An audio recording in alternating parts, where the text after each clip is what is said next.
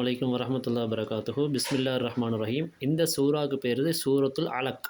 சூரத்துல் அலக் மக்கியான்னு போட்டிருக்கு. மக்கியான்னா நபிகள் நாயம் ஸல்லல்லாஹு அலைஹி வஸல்லம் அவங்க மதீனாவுக்கு ஹிஜ்ரத்து போக முன்னால் இறக்கப்பட்ட சூரா. ஆயாத்துகான்னு போட்டிக்கு. ஆயாத்துகாண்டா அதனுடைய வசனங்கள். இந்த சூறாக்களுடைய வசனங்கள் மொத்தம் 19 வசனங்கள் இருக்குது. இந்த சூரா ஆரம்பிக்கிறது இக்ரா பிஸ்மி ரப்பிக்கல்லதி ஹலக்குன்னு ஆரம்பிக்குது. இக்ராண்டா ஓதுவீராக, பிஸ்மி ரப்பிக்க உங்களுடைய ரப்புடைய பெயரை கொண்டு ஓதுவீராக, அல்லது அவன் எப்படிப்பட்டவன் சொன்னால் ஹலக் அவன்தான் படைத்தவன், படைப்பாளன். ஹலக்கல் இன்சான மனிதனை அவன் படைத்தான், மின் அலக் இரத்தக்கட்டிலிருந்து. இந்த சூரத்துக்கு பேர் சூரத்துல் அலக். அலக்கன்னா இரத்தக்கட்டி. இரத்தக்கட்டிலிருந்து அவன் படைத்தான்.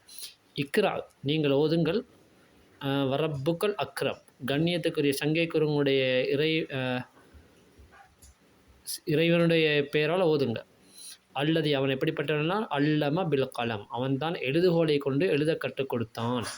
அல்லமல் இன்சான மாலம் யாழம் மனிதன் அறியாதவற்றையெல்லாம் அவனுக்கு அறிய வைத்தான் என்று அல்லாஹ் சொல்கிறான். இப்போ இங்கே வரைக்கும் நான் சொன்னது காரணம்னு கேட்டால், இந்த சூரா இறங்கின எப்படின்னு கேட்டால், நபிகள் நாயம் ஸல்லல்லாஹு அலைஹி வஸல்லம் அவங்க உலக மக்களுக்கு நபியாக அறிமுகப்படுத்த முன்னால் மக்கால வாழ்ந்து கொண்டிருக்கிற காலத்தில் அவங்க தினமும் இரவு நேரத்தில் ஹிரா மலை குகையில் போய் அல்லாஹ்வை நினைத்து தியானத்தில் இருப்பாங்க. அப்படி இருக்கும் பொழுது ஒரு நாள் ஒரு ஒளி வானத்திலிருந்து கீழே இறங்கிடுச்சு. அந்த மலைக்கு நபிகள் நாயம் ஸல்லல்லாஹு அலைஹி வஸல்லம் கிட்டே இறங்கிடுச்சு. அந்த ஒளி யாருன்னு சொன்னால் மலக்குமார்களுடைய தலைவர் ஜிப்ரீல் அலைஹிஸ்ஸலாம் அவர்கள் நபிகள் நாயம் ஸல்லல்லாஹு அலைஹி வஸல்லம் கெட்டி பிடிச்சி இக்ரா என்னாங்க, இக்ரா நபியே ஓதுவீராக என்னாங்க. அப்போ அவங்க மா அன பிகாரி இன் நான் எதை ஓதுவதுன்னு கேட்டாங்க. இந்த மா அன பிகாரினுக்கு சில பேர் அர்த்தம் வைக்கிறபடின்னு கேட்டால், எனக்கு எதுவும் ஓத தெரியாதே என்று அர்த்தம் வைப்பாங்க.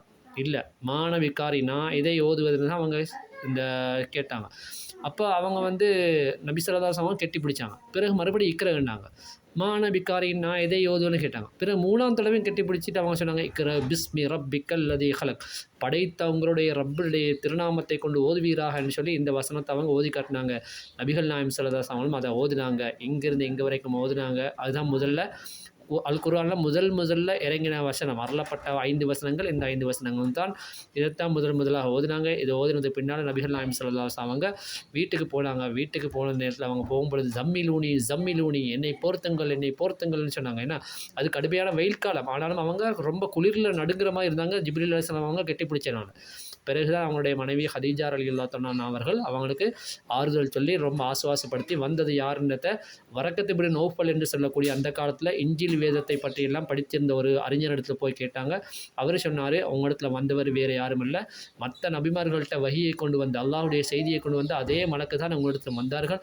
நீங்கள் பயப்பட வேண்டாம். ஆனால் உங்களை இந்த மக்கால நிம்மதியாக இருக்க விட மாட்டாங்க நபியே, உங்களை விரட்டிடுவாங்க இந்த ஊரை விட்டுன்னு சொல்லி அவர் அந்த விளக்கத்தை சொன்னாங்க. அப்புறம் சொன்னாங்க, நான் அந்த காலத்தில் உங்களோட இருந்துன்னு சொன்னாக்கா நான் உங்களை காப்பாற்றுவேன்னு சொன்னார். ஆனால் அது வரைக்கும் அவர் ஹயாத்தோடு இருக்கலை. இப்போ இதனுடைய சம்பவம் பெரிய சம்பவம் நான் சுருக்கமாக தான் சொல்லியிருக்கிறேன். இன்ஷா அல்லாஹ் நேரம் கிடைக்கும்போது மற்ற விடயங்களை சொல்கிறோம். நாங்கள் இதை எப்படி சொல்லிக் கொடுக்குறோம்னு சொன்னாக்க குர்ஆன் ஓதி கொடுக்குறோம். அலிஃப் பா தாலிந்தே ஓதி கொடுக்குறோம். அதில் ஓதி கொடுக்குறவங்களுக்கு சொல்லக்கூடிய விளக்கத்தை தான் நாங்கள் உங்களுக்கு டிக்டாக்ல போட்டிருக்கிறோம். நீங்களும் எங்களோட சேர்ந்து குர்ஆன் ஓத விருப்பம்னு சொன்னால் எங்களுடைய நம்பரை நாங்கள் இங்கே பதிவு செய்கிறோம், வாட்ஸ்அப் நம்பரை. அதில் சேர்ந்துக்கோங்க. சலாம் சொல்லி மெசேஜ் அனுப்பின்னு சொன்னால் உங்களையும் அந்த குரூப்பில் சேர்க்கப்படும். இது போன்ற விளக்கங்கள் உங்களுக்கும் சொல்லித்தரப்படும். அஸ்ஸலாமு அலைக்கும்.